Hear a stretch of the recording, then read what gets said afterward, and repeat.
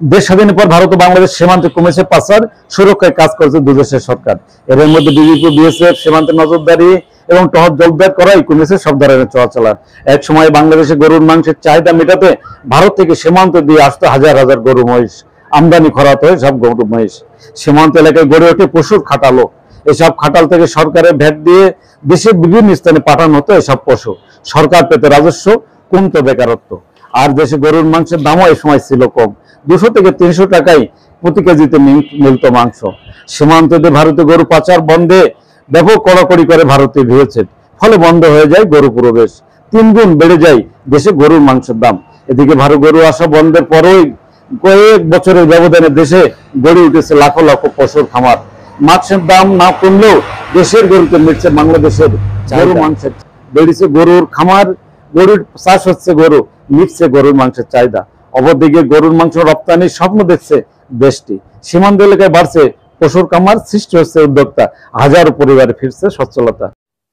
মূলত আমার গরু পোষা বলতে গিয়ে বাচ্চা দুধের কারণ দুধ খাওয়ানোর জন্য অনেক খোঁজাখুঁজি করে দুধই পেতাম না। পরে একটা গরু কিনে তারপরে পরিবারের দুধের চাহিদা মেটানোর পরে আস্তে আস্তে আমার ওইটা অনেক হলো বেড়ে গেছে। এখন আমার খামারে অর্ধশত গরু আছে। আর ভারত থেকে এখন মূলত গরু আসা বন্ধ হওয়াতে অনেকে খামারের দিকে ঝুঁকেছে, অনেকেই খামার গড়ে তুলেছে, অনেকে সাশ্রয়ী। আমিও এখন স্বাবলম্বী।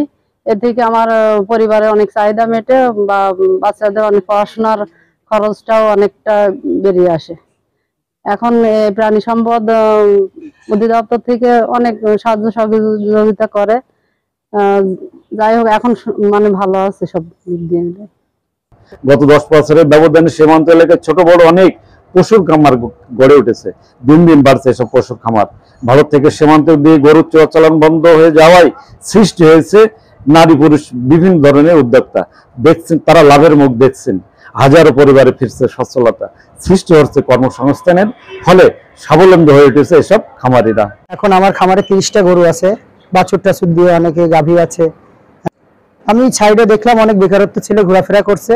সো আমি এই সময় বাবাকে বললাম যে গরু ব্যবসায় যেতে পারি কি না। আমি নতুন করে গরুতে আসলাম, নতুন গরু চাষ করলাম, মানে গরু খামার করলাম, গরুতে ভালো স্বাবলম্বী হলাম। ইনফ্যাক্ট আমাকে দেখে আশেপাশে অনেক ছাত্রছাত্রী তারা নিজের বাবাকে বলে তারাও গরুর খামার করছে, এখন তারাও অনেক স্বাবলম্বী। আপনারা দেখছেন আমার খামারে এখন 3টা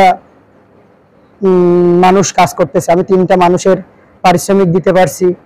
আমার বাসার সংসারে যেসব খরচ লাগে সেটাও দিতে পারছি। আমার নিজের পকেট খরচ আমি নিজে আর্ন করতে পারছি।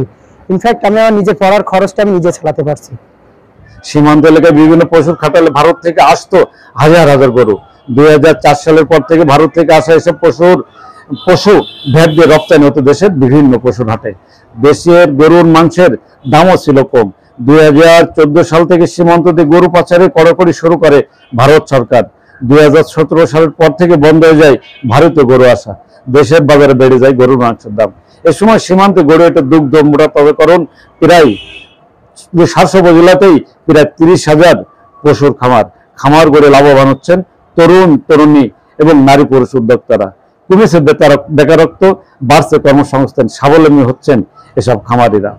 গরুর খামারি উদ্যোক্তারা বলেন, পশুর খামার গড়ে তারা হয়েছেন লাভবান, সৃষ্টি হয়েছে কর্মসংস্থান, একেবারে দেখা দেখি বাড়ছে খামার। কাজ করার জন্য এসে দেখি অনেকটা খামার হয়েছে, এখন আমরা কাজ করি, অনেক দূর থেকে এসে আমরা কাজ করি, টাকা নেই, অনেক ভালো আছি। অনেকেই এই গরু চাষ করছে, একটার পরে একটা বেড়ে চলছে। আগে ভারতে গরু আসতো, এখন আসতো না, বন্ধ হয়ে গেছে। এখন এখানে গরু চাষ করতো, এখন অনেকটা বেড়ে চলছে। অনেকের ঘুরছে বেকারত্ব, বাড়ছে খামার, স্বাবলম্বী হচ্ছেন তারা। পশুর খামারে কাজ করে অনেক পরিবারে ফিরছে সচ্ছলতা, সংসারে চলছে তাদের ভালো। আগ্রহ বাড়ছে পশুর খামার গড়তে। পশুর খামার গড়ে সুখ শান্তিতে দিন কাটছে তাদের, এমনটি জানান পশুর খামারে আগত শ্রমিকেরা। ইন্ডিয়া থেকে গরু আসা বন্ধ হয়েছে, আমাদের এখানে অনেক খামার হয়েছে। তা খামারটা হয়ে আমরা অনেক লাভবান হয়েছি, আমাদের সংসারটা অনেক ভালো চলছে। এখন গরু চাষ করি, আল্লাহ অনেক ভালো আছি। আমরা এই খামারে কাম করি। ধরেন আমরা পরিবার আমরা 2 কাজ করি যাতে আমাদের পরিবার সংসার চলে, আর সংসার করেও কিছু লাভবান আলাদা হতে পারছি। ভারতে পশু আমদানি বন্ধ হয়ে যাওয়ায় উপজেলায় গড়ে উঠেছে প্রায় 30,000 পশুর খামার। এসব খামার গড়ে উঠে মিটছে মাংসের চাহিদা, বাড়ছে কর্মসংস্থানও, বাড়ছে উদ্যোক্তা। পশুপালন খামারিদের উৎসাহ, অনুপ্রেরণা, সহযোগিতা, প্রশিক্ষণ ও পরামর্শ দিচ্ছেন প্রাণী সম্পদ অধিদপ্তর। আগামীতে মাংস রপ্তানির সম্ভাবনা দেখছেন বলে জানান শাসক উপজেলা প্রাণী সম্পদ সম্প্রসারণ কর্মকর্তা রুবায়েত ফেরদৌস। আসসালামু আলাইকুম, আমি ডাক্তার রুবাইয়াত ফেরদৌস। আমি প্রাণী সম্পদ সম্প্রসারণ কর্মকর্তা, উপজেলা প্রাণী সম্পদ দপ্তর শাসা যশোর বলছি। আমাদের শাসা উপজেলাতে আগে গরুর সংখ্যা অনেক কম ছিল, কিন্তু বিগত কয়েক বছরে যখন ইন্ডিয়া গরু রপ্তানি করা বন্ধ করে দিল, তখন আমাদের নিজেদের সচেতনতা সৃষ্টি হয়। আমাদের দিন দিন খামার গড়ে উঠতে থাকে এবং দুধের চাহিদা এবং মাংসের চাহিদা মেটাতে আমরা প্রায় সক্ষম। এবং গত কয়েক বছরে আমাদের শাসা উপজেলায় খামারের সংখ্যা, গরুর সংখ্যা সবই বেড়েছে। আমাদের গত 2 মাস আগে আমাদের খানা জরিপে আমাদের প্রায় প্রাণী সম্পদ পরিবার এন্ট্রি হয়েছে হলো প্রায় 46,000-এর মতো, এবং খামারের সংখ্যা প্রায় 30,000-এর মতো হবে, এবং যা আমাদের গত কয়েক বছর থেকে অনেক বেশি। এবং আমাদের প্রাণী সম্পদ অধিদপ্তর থেকে বিভিন্ন প্রশিক্ষণের মাধ্যমে খামারিদের সচেতন করার চেষ্টা হচ্ছে। বিভিন্ন উন্নত জাতের গরু পালন বা মোটাজাতকরণ, বিভিন্ন প্রযুক্তি শেখানোর মাধ্যমে গরুর সংখ্যা সবই বৃদ্ধি পেয়েছে, দুধের উৎপাদনও বৃদ্ধি পেয়েছে দিন দিন। এবং এর মাধ্যমে অনেক তরুণ উদ্যোক্তা যারা চাকরি পিছনে না ছুটে ওনারা খামার করতেছেন এবং সফল হচ্ছেন, এবং সে সাথে সাথে তারা বিভিন্ন মানুষের কর্মসংস্থান সৃষ্টি করেছেন।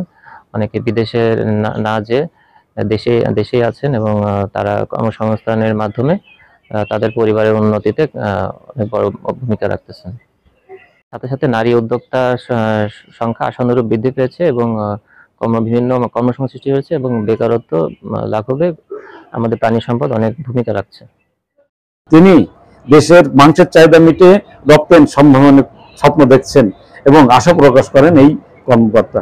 পশু খাদ্যের দাম কমানো সহ পশু খামার বৃদ্ধিতে সরকারের পৃষ্ঠপোষকতা সহ সহযোগিতার দাবি জানান ছোট বড় খামারিরা। হ্যাঁ ভিউয়ার্স, আমাদের ভিডিওটি সম্পর্কে মতামত জানান, লাইক ও কমেন্টস করে, আর ভালো লাগলে শেয়ার করে অন্যকে দেখার সুযোগ করে দিবেন। আর আমাদের চ্যানেলটিতে নতুন হলে এখনই করে নেবেন সাবস্ক্রাইব, কারণ সাবস্ক্রাইব করা থাকলে সবার আগে পেয়ে যাবেন আপডেট ও নিত্য নতুন খবর।